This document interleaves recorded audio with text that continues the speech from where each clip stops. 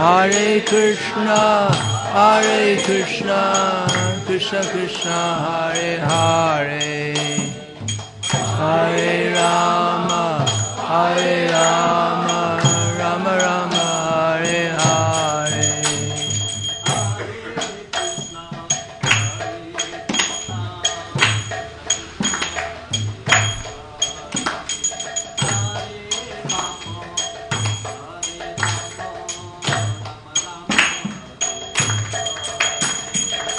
Hare Krishna, Krishna Krishna, Hare Hare, Hare Rama,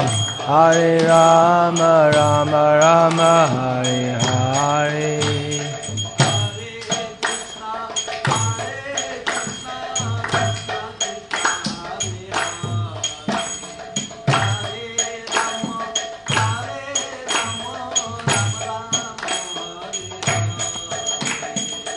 Hare Krishna, Krishna Krishna, Hare Hare, Hare Rama, Rama Rama, Hare Hare.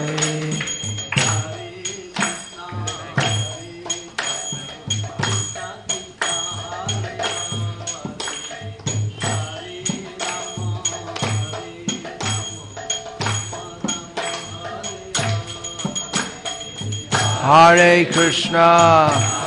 Krishna, Krishna Krishna, Hare Hare, Hare Rama, Rama Rama, Hare Hare.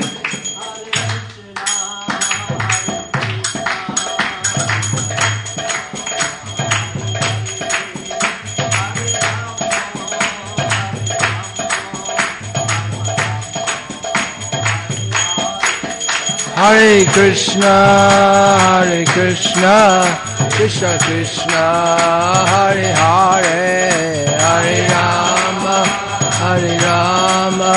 Rama Rama, Hare Hare.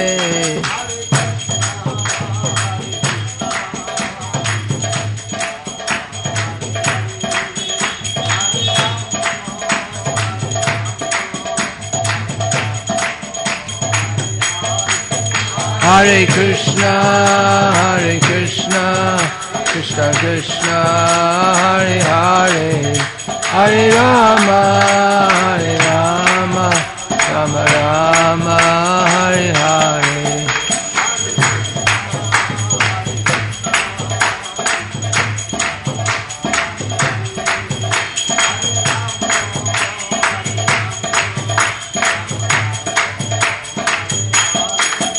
Hare Krishna, Krishna Krishna, Hare Hare, Hare Rama, Rama Rama, Hare Hare. Jai Vishwanath Paramahamsa Parivrajaka Ashtotar Sadasri Srimad A.C. Bhaktivedanta Swami Prabhupada ki Jai. Jai Om Vishnupad Paramahamsa Parivrajaka Ashtotar Sadasri Srimad Bhakti Siddhanta Sarasvati Goswami Maharaj Prabhupada ki Jai.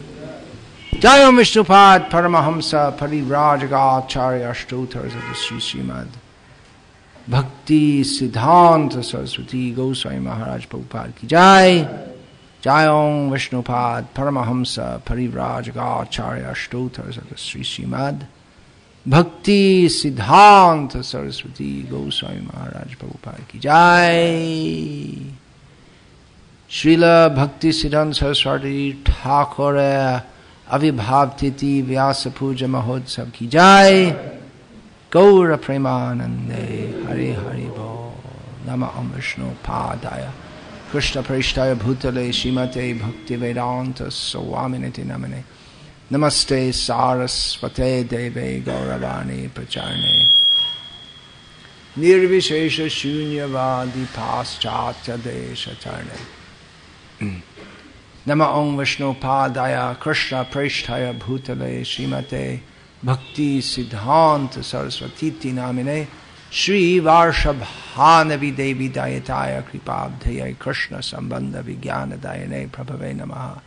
Madhuryojvala Premadhya Shri Rupanoga Bhaktida Shri Gaura Karuna Shakti Vigrahaya Namostute. Namaste Gauravani Shri Murtiye Dinatarne Rupanoga Viruddha Pasiddhanta Dvanta Hare. Vandeham Shri Guru Shri Ataf Parakamalam Shri Gurun Vaishnavangscha Shri Rupam Sagrajatam Sahagana Raghunatan Vitam Tam Sajivam Sadvaitam Savadhutam Parijana Sahitam Krishna Chaitanya Devam Shri Radha Krishna Padan Sahagana Lalita Shri Vishakhan Vitamscha. Hare Krishna, Krishna Krishna, Hare Hare, Hare Rama, Rama Rama, Hare Hare. As some of you, or probably most of you, are aware, I just recited the standard pranam mantras for Srila Bhaktisiddhanta Saraswati Thakur. If you want to know the meaning, read this book. Read all this book is summarized in those pranam mantras. Inspired, no doubt. As we enter just a very little time to enter the ocean of Bhaktisiddhanta, in which we should always be swimming, I'll begin this sitting with reading and reciting and explaining briefly a song that was composed by one of Srila Prabhupada's godbrothers, that means disciple of Srila Bhaktisiddhanta Saraswati Thakur, calling out to Gurudev, which in particularly for him means Srila Bhaktisiddhanta Saraswati Thakur. Although it can be sung by all Vaishnavas in relation to their Guru, it is similar to many such poems, songs, supplications, presenting oneself as being hopeless in material consciousness, but calling out for the mercy of the Guru as one's only hope. So, this song it's become, I don't remember hearing it sung in any Gauriya Math, which doesn't mean that it's not regularly sung in any Gauriya Math, but it has become quite regularly sung among our Bengali devotees in Mayapur, and probably our Bengali devotees in other places also. So the song goes like this: Gurudev Dayamai. It's, at least linguistically, it's easy to understand. He who is calling out to Guru Deva. Deva means, well, it actually means one who is effulgent, but by usage it means one who is godly or effulgent. Guru, what is the meaning? There are many meanings may be given. One who removes darkness is one literal meaning. Chaitanya Mahaprabhu defined Jaha hoite Krishna bhakti shei guru hai. From whom one gets Krishna bhakti, that person is a guru. Then what is bhakti? Well, then you have to come to Bhaktisiddhanta to understand what is bhakti. Otherwise, the word bhakti may be understood in many ways, misunderstood generally. So we could get stuck here on the... One devotee told me he was doing a daily 2-hour session during Kartik to explain the Damodar Ashtaka. The first word of which is Namamishwaram, Namaha. So the first few days he got stuck on the word Namaha. What is the meaning? It's Namami. Namami, I offer. Namami, I offer. Anyway, I shouldn't get stuck there now. So that is a great quality of this language, Sanskrit, which becomes used also in the original forms, higher forms of the Indian languages such as Bengali and Telugu. So Gurudev Dayamai, I'll just explain simply here. O worshipable Guru, who is full of mercy, Prane Jatana Janabo Kitama Hoyeche Jivan Jantranamai. How will I explain the tortures, the distress of my life to you? My whole life is just full of distress.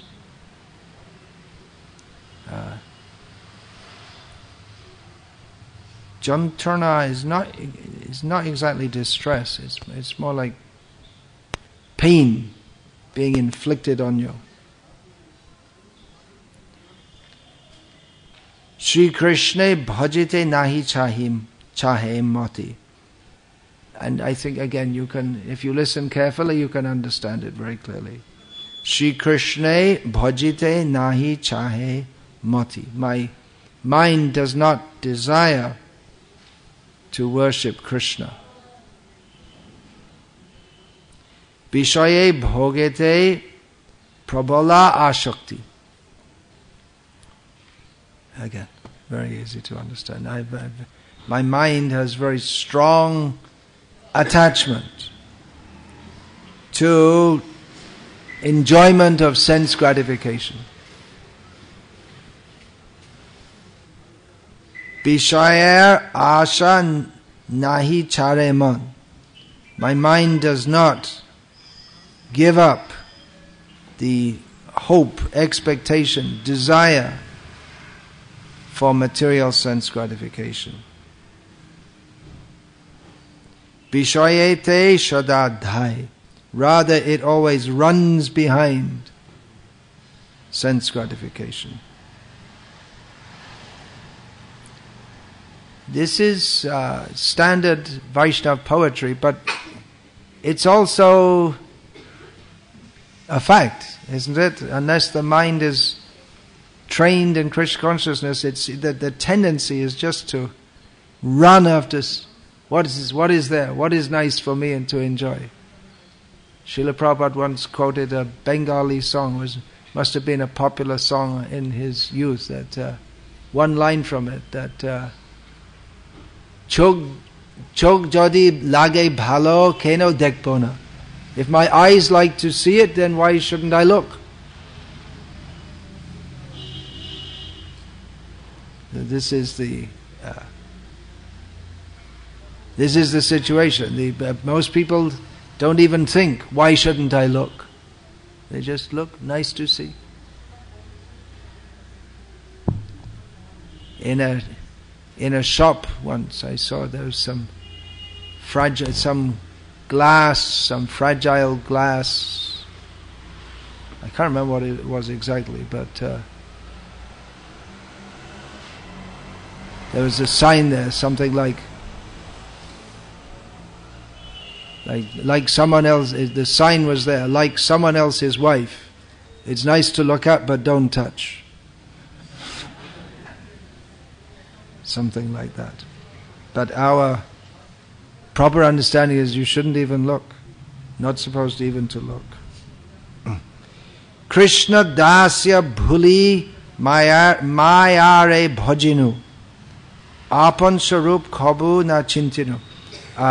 Forgetting my position as a servant of Krishna, I have worshipped Maya, illusion. And my actual position, I've never considered what is my actual position.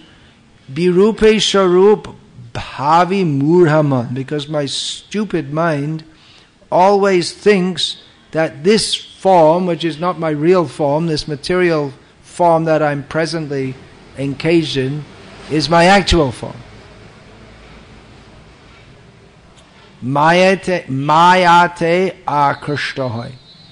And I'm in this way, I'm attracted to illusion. Dushta Shanga Fall Na Bhujine Hai. Oh, I didn't understand what is the effect of keeping bad association. Sadhu kache jate chitta nahi chai. I never desired to go and take association with sadhus. Ashate shange taki ashatata. I'm always in bad association, remaining in bad association. Chitta halo bajra pray, and my consciousness has become hard like a thunderbolt. Krishna Prem, it's described as being very soft-heartedness. But in materialistic consciousness we become very hard-hearted.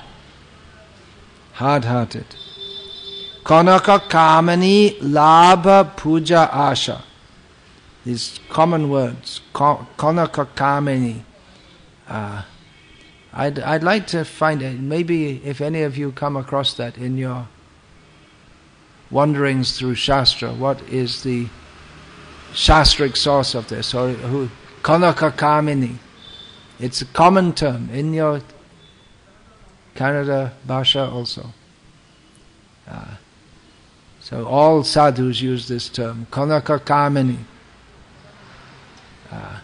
Srila Prabhupada also writes in that, I think is that Vasudeve Bhagavati Bhakti Yoga Prayoja, in that purport, that something like this attracts many stalwarts on the path of devotional service have fallen down due to attraction to women and money. And he also writes, it's not surprising if one becomes disturbed in contact with these because one has been in contact with them since time immemorial. So what is the provenience of this? What is it in Shastra in particular? Of course, in various ways, but exactly in those terms, Kanaka Kamini. Or maybe some Acharya, maybe Shankaracharya, I don't know. So I'm just asking. If anyone knows what is the origin of this term, I'd like to know. It's a commonly used term. Bhaktisiddhanta Sarasvati Thakur also uses the term in his Dushtamon poem, which is being paraphrased here. Kanaka Kamani Pratishta Bhagini. Kanaka Kamani Labha Puja Asha. So Kanak means gold, literally wealth. Kamani means woman, particularly it's described in the Bhagavatam, 6th canto, there are 3 kinds of unchaste woman. Kamani, Swairani and Pungschali. Exactly the definition, I don't remember. Swairani means she wanders independently by herself. Kamani means she is herself full of lusty desires and incites that. And Pungschali literally means she moves men. She disturbs their mind. So, the desire for women, for wealth, women, labha, similar to kana, gain, worldly gain, puja, respect, or being worshipped. Pratishta, this is also commonly used. La puja pratishta. Chaitanya Mahaprabhu warns against these upashaka, these weeds which choke the growth of the bhakti lata, the creeper of devotion. So puja and pratishtha, puja means the desire for, puja literally means respect, as well as the formal act of worship, it also means respect. And pratishtha means position, prestige, and the desire for that. Pratisthasha. Ki rupe shodito habe morachita. How will my consciousness be purified? E chinta shadahoy. I'm always thinking. How is this? How is it possible? No, it should be that he's always thinking. You are always thinking. It could be either way, but seeing as he's already described himself as not thinking like that, then and described his guru as doyamai, so you are thinking how to purify me. Tava kripa karna amara shambal. Your a little ray of your mercy is my possession, my treasure. Tava kripa bina nahi anna bal. There's no without your mercy. There's no other strength. There's no power that can purify me. Kripa karo prabhu diya chidbal. So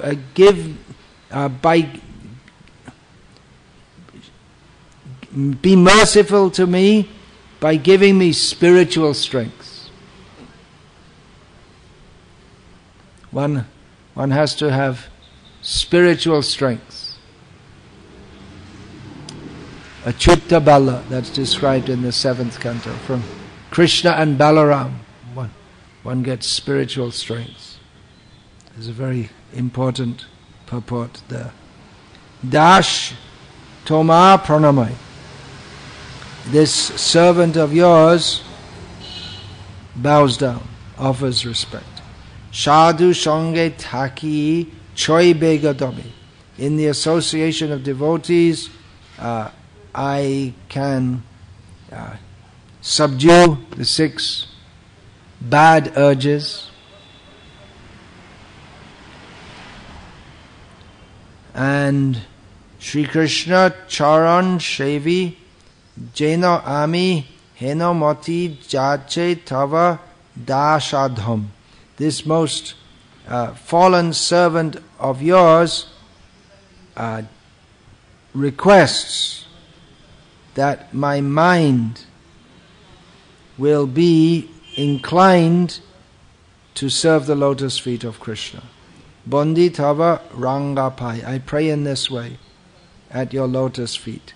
Oh hey Gurudev, Tava Sri Charan, Shevi Jena Ami Janam Janam. Oh Gurudev, that I may serve your lotus feet birth after birth. E Ashibad Jachi Abhajan. Even though I'm unqualified, I seek, I request, I beg for this blessing of yours. Tava. What happened? Tava pade sthanochai. I desire a place at your lotus feet. This is by Srimad Bhakti Kumud Shanta Goswami Maharaj. Last time I spoke on the disappearance day of Bhaktisiddhanta Saraswati Thakur, I was narrating his pastimes, giving an overview up to the point where he accepted sannyas, and I thought I would continue in the next section. But it becomes more difficult to do so after that, because although we can trace out a linear chronology, there are so many things going on side by side. So in this book, Sri Bhaktisiddhanta Vaibhav, I presented a linear biography, but most of the book is studying his qualities, his character, his extraordinary everything about, well, not everything, but because it all goes on side by side.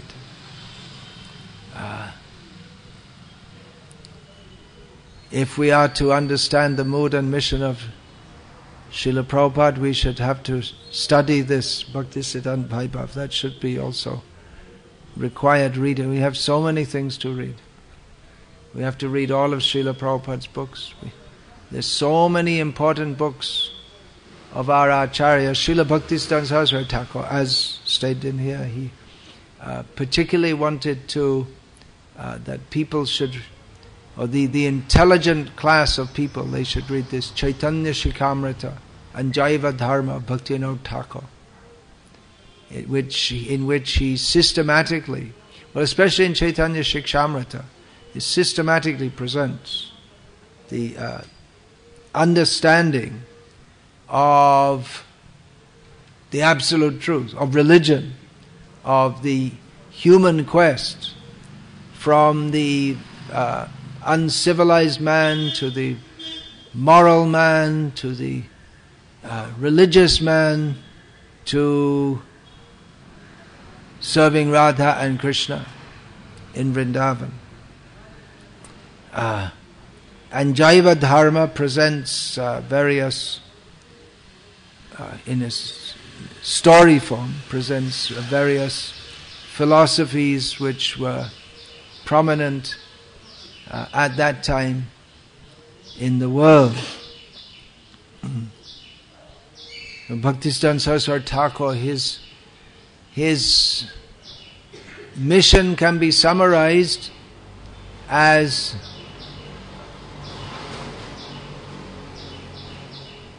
in the name of a book that was later compiled after Bhaktisiddhanta Saraswati Thakur's passing away, which obviously means after the passing away of Bhaktivinoda Thakur also. There was a book published, it was compiled by Sri Sundarananda Vidya Vinod on the order of Bhaktisiddhanta Saraswati Thakur to take extracts from the writings of Bhaktivinoda Thakur and present that, to give Bhaktivinoda Thakur's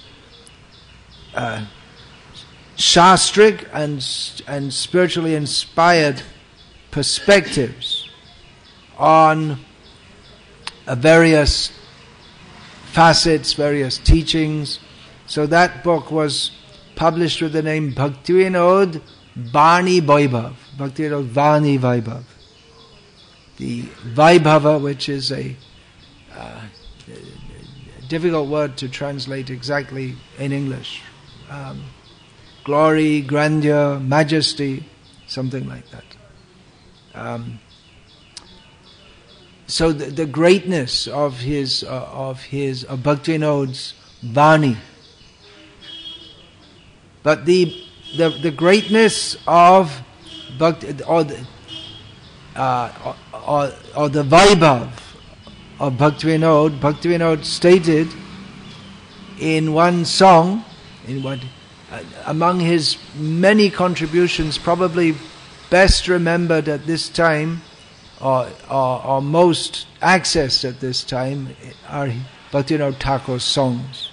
And there are many, and a few of them are well known within ISKCON and within the Gauriya Math, many more. Within one of them he sings Saraswati Krishna Priya Krishna Bhakti Tar Hiya Shai Binodaya Vaibhav. So the Vaibhav of Vinoda, meaning Bhakti Vinod here, is Saraswati Krishna Priya. Saraswati, the goddess of knowledge. Or other names for Vidya and Vani, the goddess of knowledge, the goddess of music. Saraswati, she is very dear to Krishna. And she is the Vaibhava of Bhaktivinoda. So the followers of Bhaktisiddhanta Saraswati Thakur pointed out that this Saraswati also means Bhaktisiddhanta Sarasvati. So we can take this as Saraswati the goddess or Bhaktisiddhanta Sarasvati Thakur. Regarding Saraswati Puja. Saraswati Puja was just held just over 2 weeks ago, wasn't it? Vasant Panchami. It's a big day in India for students to get drunk. They have a religious excuse, they think, to get drunk. At least that's how I used to say. Probably it's still the same thing. To harass people and extract money from them in the name of Saraswati Puja. Presumably at the time Bhaktisiddhanta, I hope it wasn't so badly degraded at that time. Probably not. And still some students even today, they actually perform Saraswati Puja in a proper way without harassing people for money and using the money to mostly to buy alcohol, it seems. There must be many students, those in traditional gurukuls, presumably at Benares Hindu University, they observe properly. But anyway, regarding Saraswati Puja, it's also today. Today is also Saraswati Puja. Regarding this,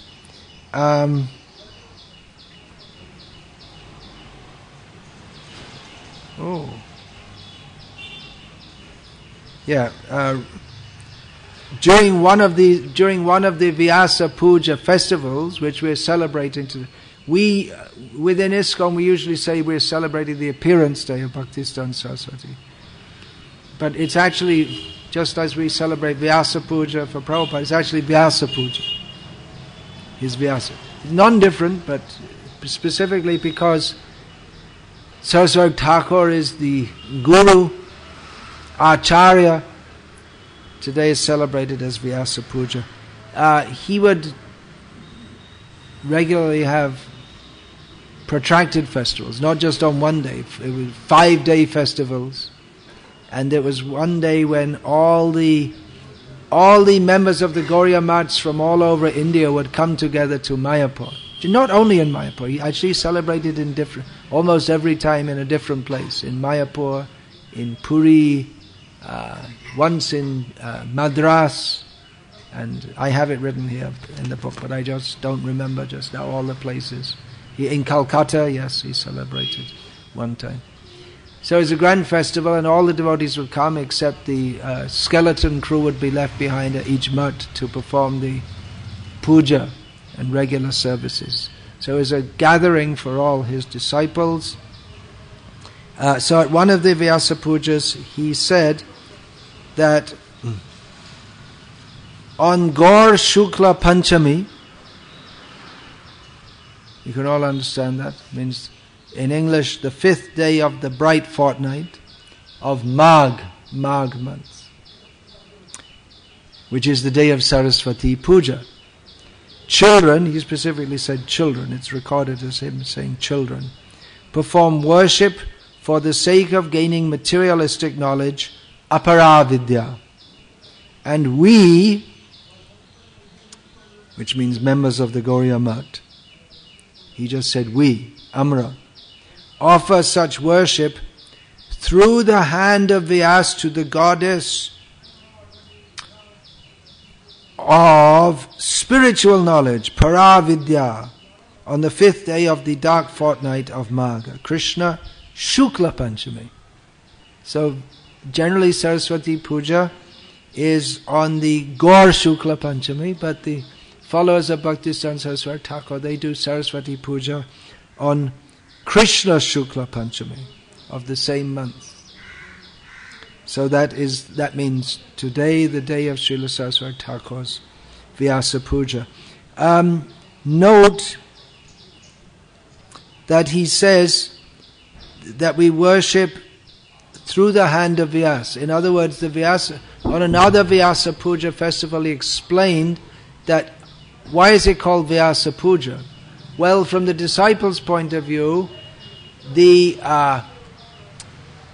worship the guru who is non-different from Vyasa. We say Vyasasana. The idea is that one who is sitting on the Vyasasana should, he specifically at that time, he's supposed to be Vyasa Bhinna. Of the Vyasasana, it means he's non-different from me. I'm explaining all these terms in English also because there may be those who are listening who don't know. Otherwise I could just go on without explaining them. So non-different from Vyasa. So Vyasasana, of the Vyasasana he may tell some jokes. Well, on the Vyasasana you can also do, but generally it's for a grave presentation. And we see also that, that's standard. You'll see that all around Vrindavan and Govardhan there are advertisements for various kathas, and sometimes they give the name of the speaker Pravakta, or sometimes they put Vyasa, because he's supposed to represent Vyasa. So from the disciples' point of view, Vyasa Puja means to worship the guru who is non-different from Vyasa, and he better be, otherwise he's not a guru at all. He's supposed to speak according to Shastra. But from the one who is being worshipped, his understanding is that he has been deputed in the line of acharyas from Vyasa to accept the offerings of those who he has accepted as disciples, and take those offerings and offer them up through the parampara to Vyasa. So he's worshipping, he himself is worshipping Vyasa on this day. Vyasa, who is Narayana Avatar. So this profound understanding that of course it's not that every devotee will be very deeply in Shastra. I was saying that if we're to understand the mood and mission of Srila Prabhupada, we have to read all his books very thoroughly. We should also study the biographical works about him. We should also study this Bhaktisiddhanta Vaibhava. Not everyone can do so, but at least we should associate with devotees. To imbibe that mood, we should associate with devotees who have imbibed that through study. Krishna Bhakti is not all about study, but it is essential. The gurus, acharyas, they teach us through Shastra. They're supposed to be Shastravit. Jai Krishna Tattva Veta Shai Guru Hoy. One who knows the science of Krishna is a guru. So that may be at a very basic level. If one can say Krishna is the Supreme Personality of Godhead, guru. But to understand what that means and to substantiate that and to defend that statement against all the world, the whole world is all around us doesn't accept that Krishna is the Supreme Personality of Godhead. People will come, and all around we're having yesterday afternoon on the terrace there, and here we're having open air programs. So people from around, they may look out of their veranda and they look for 2 minutes and they go. They're not interested here. Or this young couple came in looking as if they're going to a fancy dress ball or something, a fashion show. And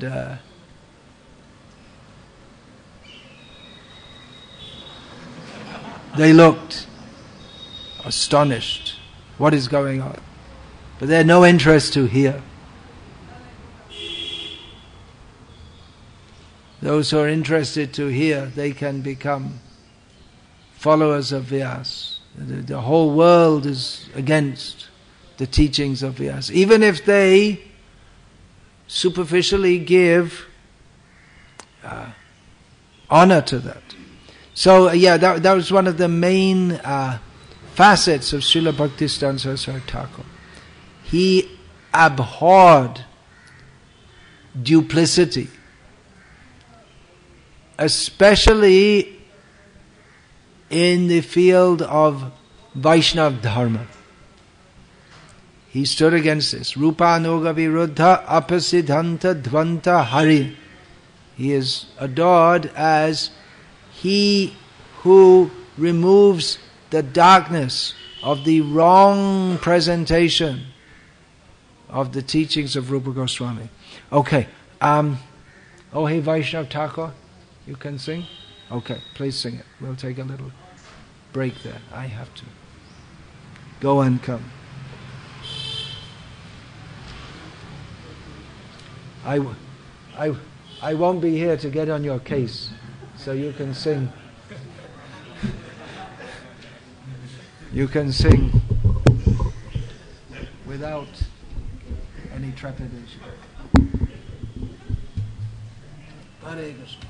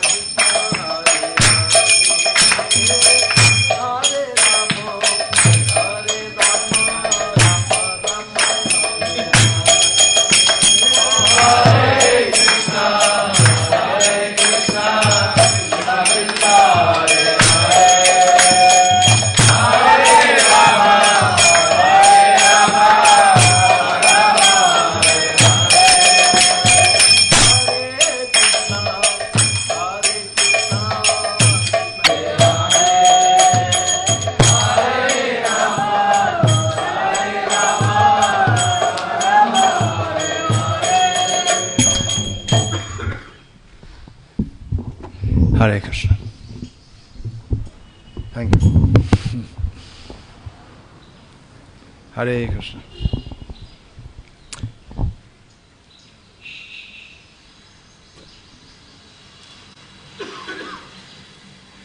Just backtracking a little bit, I'd been speaking about Saraswati Puja being performed today.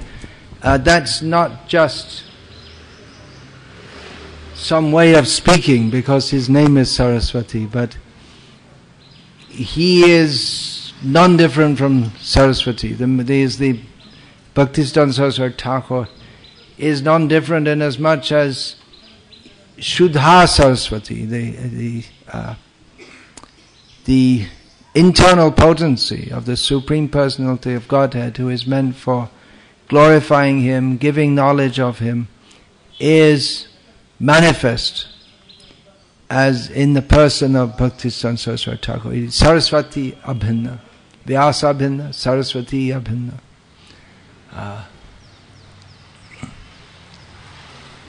There's that verse in the second canto also, inspired by Saraswati. Anyway, there are so many things. You know which verse I'm talking about that? Because Srila Prabhupada doesn't actually mention Saraswati in the translation, it comes in the Sanskrit.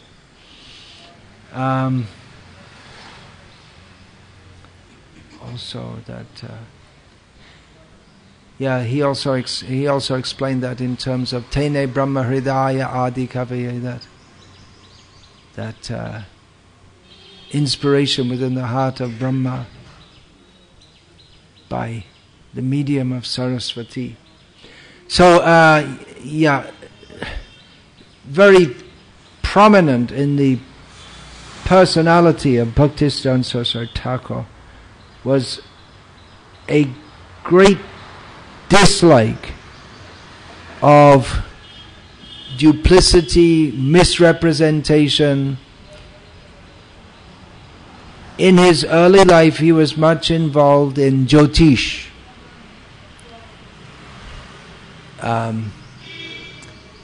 Which has two words in English, astronomy and astrology, which are actually very different. Astronomy in modern Western secular terms is considered a highly respectable science, and astrology is considered a foolish and abominable pseudoscience. But in Vedic understanding, the word Jyotish means both astrology, what is called astrology, is predicated on astronomy. So Bhaktisiddhanta Sarasvati Thakur, even before he took the role of a fully dedicated religious preacher, well, even prior to that, he was not a fully dedicated religious preacher, but he was fully dedicated in religious activities. We can't say any specific time or date, but of course all his life he was absorbed in Krishna consciousness, and even in his school he got expelled from the Sanskrit college for taking up an issue with the professor who was professing atheism. I want to say, but then he took a job in the pay of the Maharaj of Tripura. He wrote that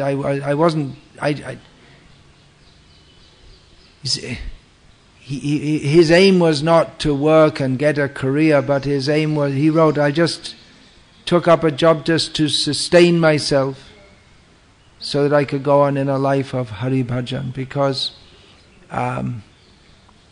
what should he do? There was no Gauriya Math or ISKCON at the time to join. He was quite suspect of the various Babajis.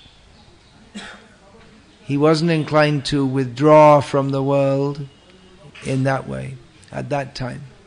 So he took up a job just to maintain himself, but in the service of the Maharaj of Tripura. Although he was the Maharaj of Tripura, he had his palace in Calcutta, that's where all the action is, not in Tripura. And he became enemy of so many people there because he unearthed so much corruption. He was against this corruption. In the field of Jyotish, he radically altered it. There's a study of Jyotish in Bengal, but one of the main ways he did that was by going against the whole. He was always fighting against the orthodoxy. Always, he went against the whole orthodoxy of all the astrologers of Bengal, astronomers, by pointing out that the astronomical constants that they were using were long out of date, because astronomical constants aren't that constant, because the constants means how the planets and the stars are moving in relationship to others, but that has to be revised every so often, otherwise you end up with wrong readings, wrong astrological meaning, because the planets don't move exactly according to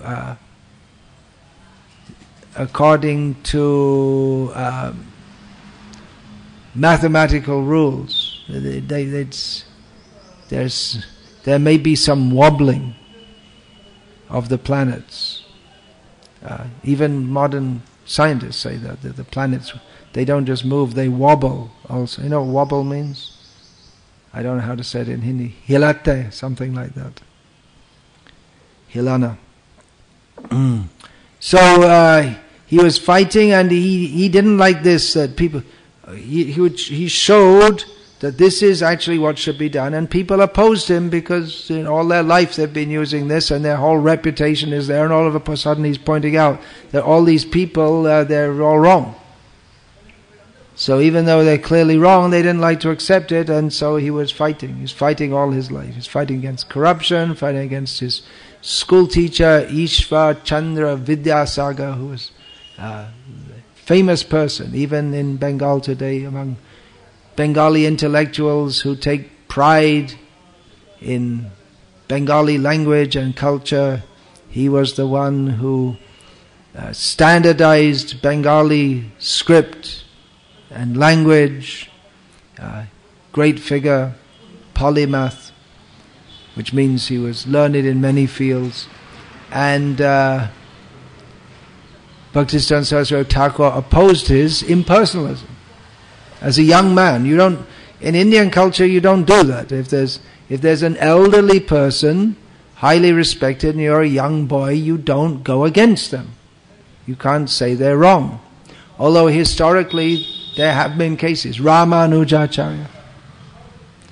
Before him, Yamunacharya. Also, I don't remember exactly the names, but he was, as a child, he was called into there was some big pundit, and so this child, who later became known as Yamunacharya, opposed him by saying that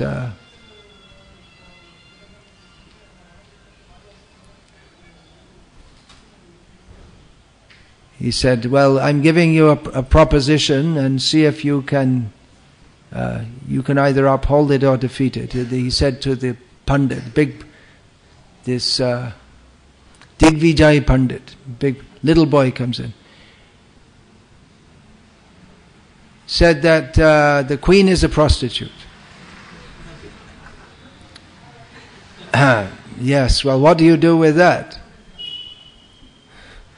So he didn't know what to say. And then little boy, he can say it. He can get away without getting his head chopped off. And said that, was that Yamuna or Kud? It was Yamuna, yeah. Said, well, you see, the king is non-different from Indra, Chandra, Vayu, Vishnu, so she has so many husbands.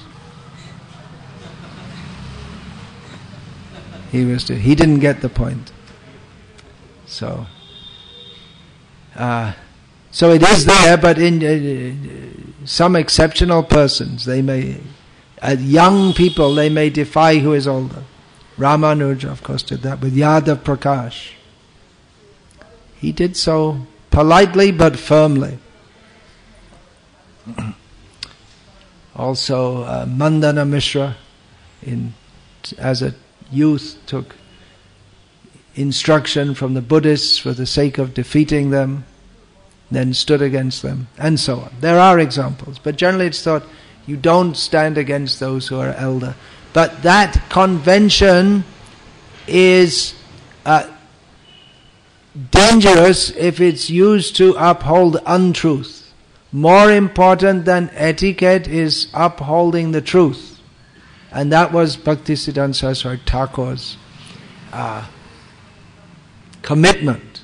That there are so many respected religionists, Goswamis, heads of Vaishnava society, he stood against them for their cheating. If they were cheating. If they weren't cheating, he wouldn't oppose them. But mostly he saw they're all cheating. If they upheld that one can be a Brahmin and a guru only by birth, particularly on this point, he stood against them. If they didn't subscribe to that, then he was not against them. Mostly those who he befriended, they were also born in Brahmin families, Acharya families, and they were initiating on that basis, but they were not opposed to Bhaktisiddhanta Saraswati Thakur or any other qualified Vaishnava also initiating. So it's not that if one is born in a certain family, it's not that everyone is qualified to be a guru if they're a Vaishnava, except someone who's born in a Vaishnava guru family. They can also do. We're not opposed to that.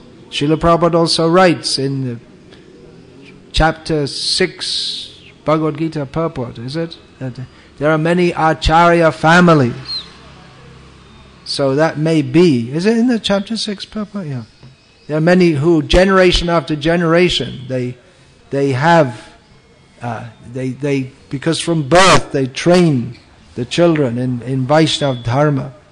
So he wasn't opposed to that, but he was opposed to persons who claim only on the basis of birth that they are a guru, even if they have no personal purity, and even if they do have personal purity, but they oppose others who are qualified to teach and give Krishna consciousness,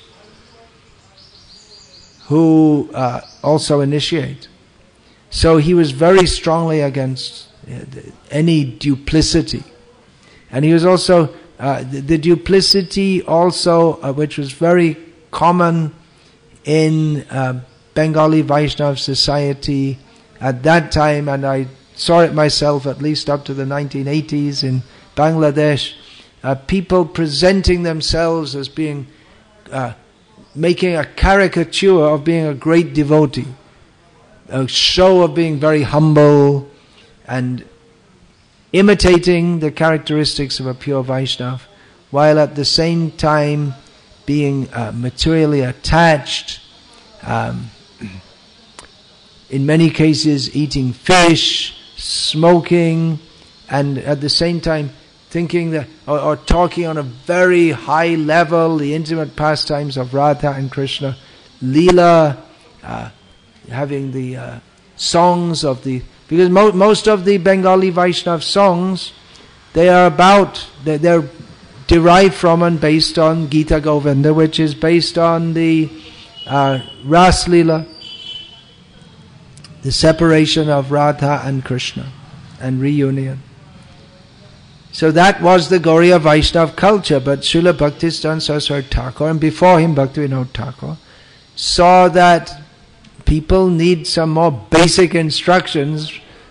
They're misusing this, and they would misuse this for the sake of indulging in their material, grossly sinful material desires.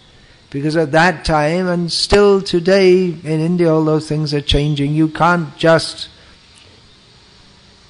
take someone's wife or live with a widow. Still in India. Maybe in Bombay, among some people in Bombay, but even most of the people in Bombay would not think it's at all good if any man, what to speak of someone who's representing himself as a sadhu, intimately associates with someone else's wife or with a widow. Even now, this Asharam Bapu, and in South India, this Nityananda Paramahamsa, they've been discredited for associating improperly with women. In the West, a lot of people wouldn't care. But even then, I mean, there are famous Christian preachers, big people on TV in America, household name. But then more than once it happened that some very big Christian preacher was being found out to have some illicit affair, and immediately their whole reputation is completely finished. So people in Bengal at that time who wanted to indulge in sexual freedom often did so under the cover of being a Vaishnava. There's a long history to this. Someday I'll research it more and speak on it, if Krishna wills. Vaishnavism is mixed up in Bengal, is mixed up with the Sahajya cult, which was there before Chaitanya Mahaprabhu preached Krishna consciousness, which came out of a perverse sect of Buddhists, which is mixed up with Tantra, left-wing Tantra, and all this kind of thing. So it's a big mess. But Bhaktisiddhanta Sarasvati Thakur stood against that. He abhorred this deceitfulness, pride among his own. It's a dichotomy. Traditionally, the Vaishnavas, they were the householders and the Vairagis. In Chaitanya Charitamrita, we often find the word Vairagi. It's not exactly a sannyasi. We find the word sannyasi also, but in Chaitanya Mahaprabhu's Leela, the only sannyasis are those who accepted sannyas in Mayavad Sampradaya, including Chaitanya Mahaprabhu. Although he converted Keshav Bharati first of all into a Vaishnava and then took sannyas from him, but from external appearances he was a Mayavadi sannyasi. And he even said that, Ami sannyasi Mayavadi. He said to Ramananda Rai, and some people take that literally, being foolish. But the renunciants in the Gauriya Sampradaya, they're Vairagis. They don't accept sannyas. They give Vairagi means they're detached from everything, even from Varnashram. Sannyasis within the Varnashram system. So the idea is one should live very humbly. Bhaktivinoda Thakur sings one song, Man tumi keno sannyasi sajete chao, something like this. Oh my! He has a series of songs which he addresses to his mind. Why do you want to go to different holy places? Why do you want to study so many shastras? Why do you want to be a sannyasi? There's one song, why do you want to be a sannyasi? Because the idea is that then you'll become very proud. So the Vairagis, knowing that Chaitanya Mahaprabhu's core teaching, Trinadapi Sunicha, one should be very humble. This is the way to, the Vairagis, they leave the whole world so that they leave their wife, children, home, society, money, pomp, pleasure, for the sake of attaining Krishna Prema. The key to getting Krishna Prema, Chaitanya Mahaprabhu has said, is this Trinadapi Sunijta, and the Sahishnuta, these two qualities, these are required. Otherwise, Prem Upajay, the arising of Krishna Prem cannot take place. So the Vairagis, they leave the world, they live very humbly. Humbly, this word in English has two senses. One is a sense of not thinking one's not being proud, and to consider oneself very low. And another meaning, living humbly, means to live in poverty. That's another meaning. Simple, or it can not necessarily poverty, but just living very simply without anything fancy. So in both ways the Vairagis would live very humbly, or they would attempt to inculcate that, live in either not have any fixed residence, or mostly the Vairagis, they would have a fixed residence, but just some very little shack, kuti, and they tried to remain incognito as far as possible. And if they started to become well known and praised for their austerities and their devotion, they might hire a prostitute to sit outside their kuti, or put fish scales outside so that people would think that they are associating with a prostitute, or they're eating fish, and then they'd think, he's not a real devotee, and then they'd leave him alone. Gaur Kishore Das Babaji also, when so many people were coming to see him, thinking he's a great devotee, he thinks these people are just disturbing me, and so he went to live in a latrine. Because people don't like, latrine is impure, we can't go to a latrine. If he's there, then it's more pure than the altar. But certainly more pure than the mind of the people who think we shan't go to see him because he's in a latrine. So this sannyas, Bhaktisiddhanta Saraswati Thakur instituted big buildings, motor cars. So the dichotomy is that he's supposed to be a humble Vaishnava, but at the same time accepting the trappings of a big man of the world. So he warned, don't be proud. Don't become proud. Now people, if you take the title Maharaj, don't be proud. And don't eat so you become fat. Remain simple. So it's a great dichotomy that he preached against pride. He said to remain humble and simple. But at the same time he accepted all the good things of not all, but big building, motor car, meet with Chaitanya Mahaprabhu, refused to meet with Prataparudra Maharaj. Even though all the devotees said to Chaitanya Mahaprabhu, he's actually a very good Vaishnava. And Chaitanya Mahaprabhu said, yes, I accept. He's a good Vaishnava. He's humble. He's got all good qualities. There's just one thing wrong with him. He's a king. The same thing, a sannyasi, there may be a very good devotee. There may be a very good devotee who is very humble, renounced, absorbed in Krishna Nam, but still a sannyasi should not associate, or a vairagi should not associate with that devotee if they happen to be in the body of a female. Even if they're a great devotee. Vairagi bhai gramya kotana shunibe kane, grama kotana balebe jabe milebe ane. Grihete charya bhai, what is that?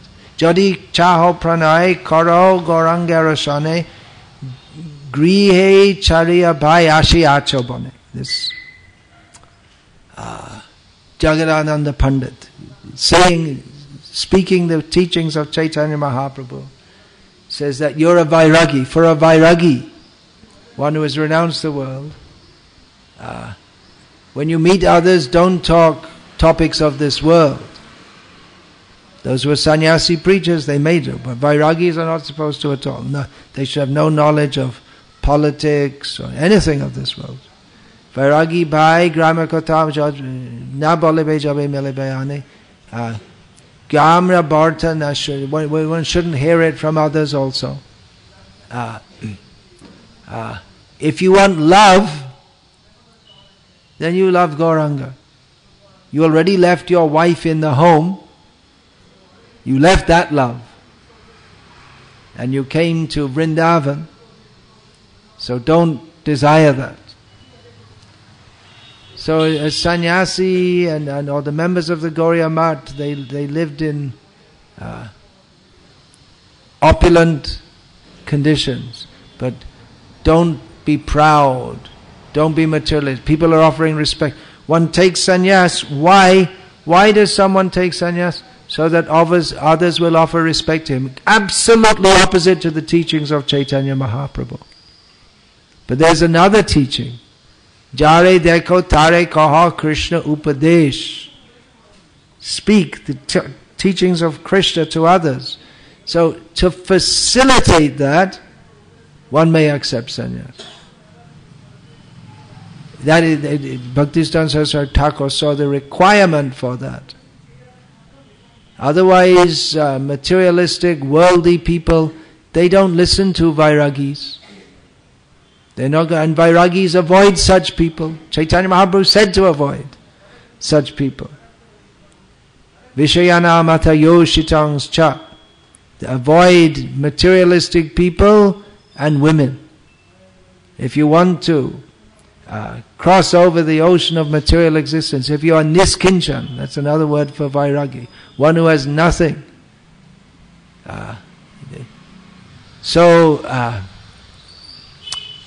He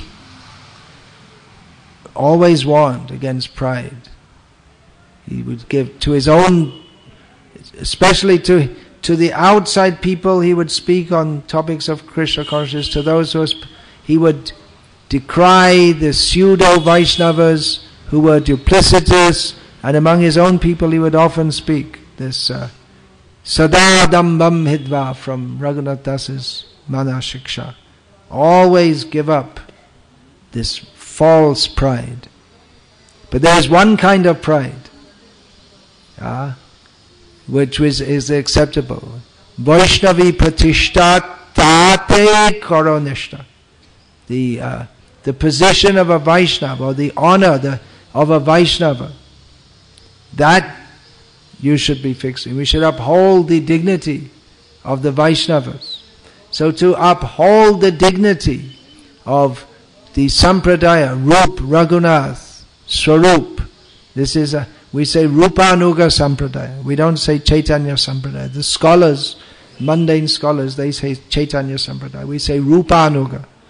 Because Chaitanya Mahaprabhu, he invested the Sampradaya teachings in Rupa. Rupa Goswami was to propagate that. Rupa Raghunath, Rup, Swarup, Raghunath, these three. Generally Rupa Raghunath we say, following Krishnadas Kaviraj and Bhaktisiddhanta Saraswati Thakur. Sometimes just Rupa, sometimes Rup, Swarup also, because Swarup Damodar, he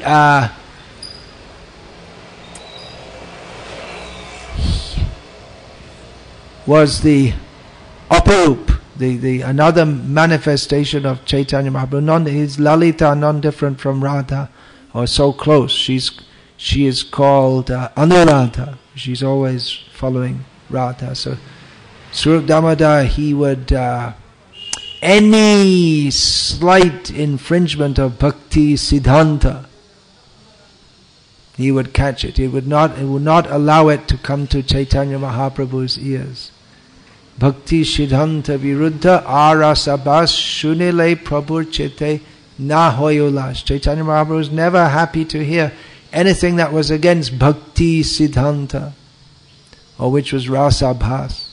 So Swarup Damodar was appointed that anyone he wants to meet Chaitanya Mahaprabhu and say anything, present some teachings or poem or philosophy, first they have to go through Swarup Damodar. And he would catch if there's anything wrong. So Bhaktisiddhanta Saraswati Thakur was just like that. Any little thing means it's a big thing. We may think, oh, it's just a little thing, just a little.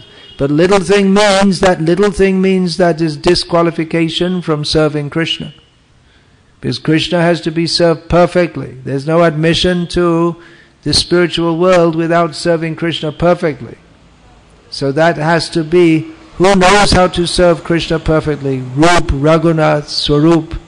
They know how to serve Krishna perfectly. So we have to go through them, and they will, we may say, oh, Chaitanya Mahaprabhu is simply in bhav and prem, and why are you so harsh? And this, but that is the job of the devotees, to protect Chaitanya Mahaprabhu and protect Krishna, and not allow pretentious devotees to come close, or to, they should not be admitted.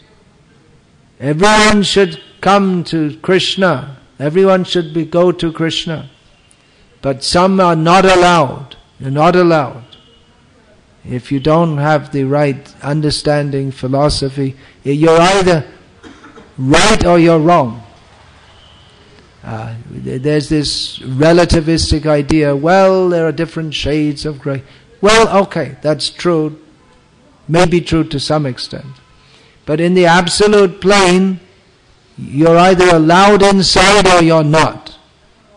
You go to the spiritual world, you won't be allowed in. You can't take your swarup.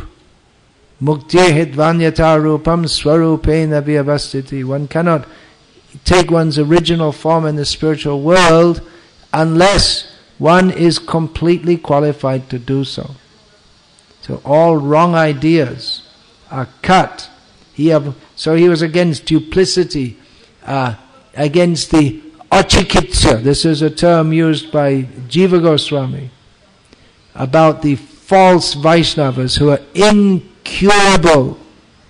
They're in the guise of Vaishnavas. They are Matana Krishna. They're determined not to be Krishna conscious. So Bhaktisiddhanta Saraswati Thakur stood very strongly against this. That this is not the way to Chaitanya Mahaprabhu. Such persons, Bhaktivinoda Thakur had also said that Bhaktisiddhanta Saraswati Thakur took the teachings of Bhaktivinoda and presented them most forcefully. Bhaktivinoda Thakur had also said this under a pseudonym, actually.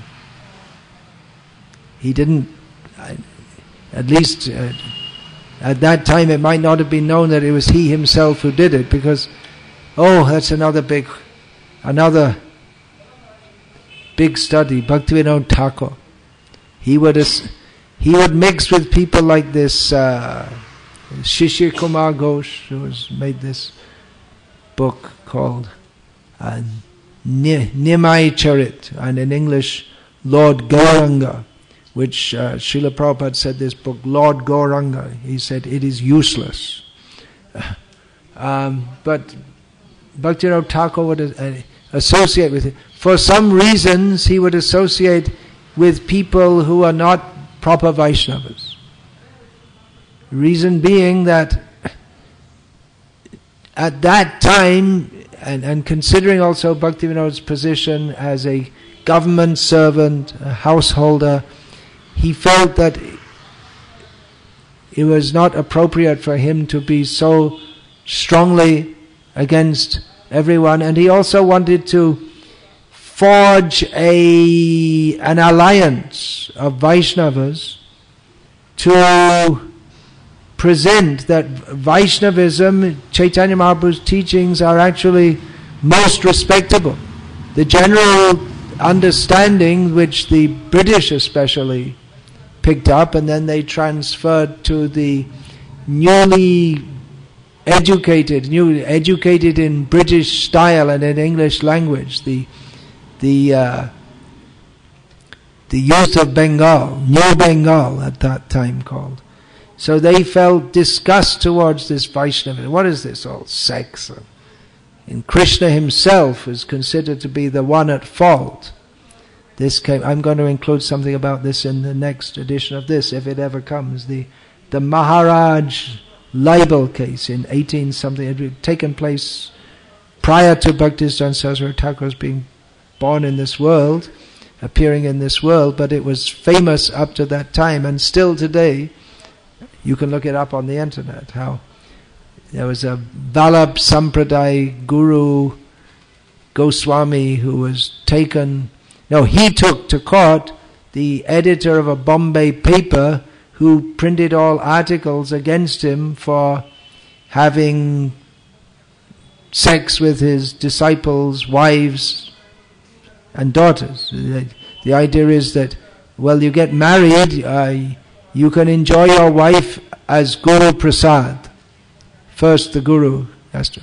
So it came to the British were horrified by this, and it became a big thing. It was reported in the press in Britain also, and they think, oh, what horrible Hindu religion, and the blame came on Krishna.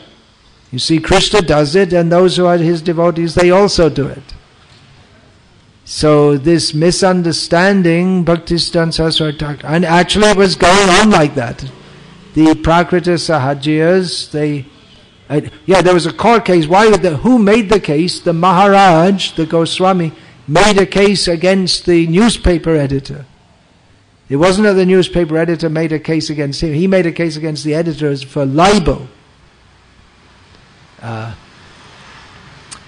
So Bhaktisiddhanta Saraswati Thakur, therefore he wanted to establish this, what is Prakrita and Aprakrita. All these words are very important. Prakrita Sahajya. Vaishnavas are Sahajyas. In the sense that Sahaj means natural, so the natural proclivity of the jiva is to love Krishna. But Prakrita Sahajya means those who... Sahaj means also something very easy. So they take a cheap, easy process on the material platform. So he stood against that. It's actually, from our perspective, we've heard about Bhaktisiddhanta Saraswati Thakur from Srila Prabhupada, in hindsight. But at the time, he must have been a very difficult person to understand. Oh, I was saying about Bhaktisiddhanta Thakur. That's what I'm saying. You can't go in a linear manner describing, because anything you talk about, there's so many things to talk about. And even though I put in sections, but it's all one massive personality. It's an extremely powerful personality, fighting on all sides, in all directions, as Sridhar Maharaj said, fighting with the whole world. Now, if we see Bhaktisiddhanta Saraswati Thakur in hindsight, through the eyes of Srila Prabhupada, but at the time it must have been very difficult for people to understand. Who is he? He's a Vaishnava, but he's so well educated, just like a Bengali gentleman, but he supports this sex cult, and that's what the Bengali elite and the new Bengalis, the British educated, and the British themselves must have been thinking. He's a spiritual person, but he opposes Gandhi and the Swaraj movement, which Gandhi had presented as a spiritual movement, so we can get India free, so that we can pursue our own culture and stop cow killing, people thought. And it was Gandhi who, anyway, if this cow killing wouldn't be going on in India if it were not for M.K. Gandhi. He allowed it. He said, well, we have to allow the Muslims to have they have to follow their religion. So it's going on. So he'd presented as a spiritual quest, because traditionally Indian people, apart from the Kshatriyas and maybe a few Brahmanas, and to a small extent maybe the Vaishyas, so that they want, well, everyone wants a good king, so they can, for the Vaishyas especially, so they can carry on their trade without disturbance. But otherwise, people weren't interested in politics. They don't really care who's in charge of the country or their local area. As long as they're undisturbed and they can go on with life, they don't care. So Gandhi presented this independence movement as being spiritual because that's people, they cared about that. As spiritual things, these are very important. So Gandhi dressed as a sadhu, but he was a politician. But to get the political support of the people, which he knew was required to oppose the British, then he had to present it as being spiritual. And here's spiritual Bhaktisiddhanta Saraswati supporting the British and saying, no, we don't need this independence. So it doesn't matter who's in charge. If they listen to me, the British can stay. If they're prepared, or at least if they... and actually it's a fact. Spiritually, India, since the time of independence, just went down like anything. For materially and spiritually, it would have been... Well, I have a British passport, but it would have been better had the British stayed. Although I don't know about Britain today, they lost all their Shakti. Not all, they still have some. So he was a very difficult figure to understand. The Vaishnavas couldn't understand why he's on their case. The British couldn't, and the British educated Bengalis couldn't understand why he's a Vaishnava. The people in general couldn't understand why he's pro-British. And the people, and no one could understand why he was so aggressive, when even an ordinary gentleman would not be expected to be so aggressive. And what to speak of a sadhu? And then how he took sannyas and lived in luxury.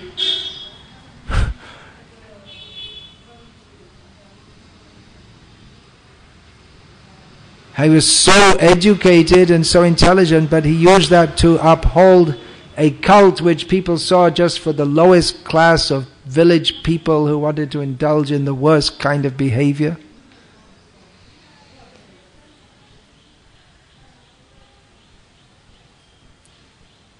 So he was respectable in his manner of presentation.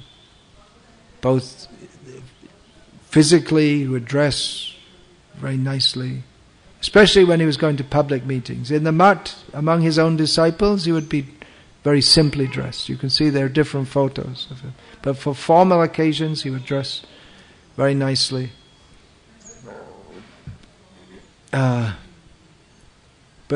although he was respectable in his manner of presentation because he wanted to appeal especially to the leaders of society, but at the same time, he was wholly unconventional in his message. I'm going to stop now because we have to go on to ISKCON Secunderabad to continue. So, more over there. Krishna willing, because we're not there yet. Always have to say that. Anything can happen anytime. Is that right? Kunja Bihari. Kabhi bhi kuch bhi ho sakta hai. He was doing nice service, collecting donations at the Rath Yatra, and all of a sudden, motorbike hit him. So,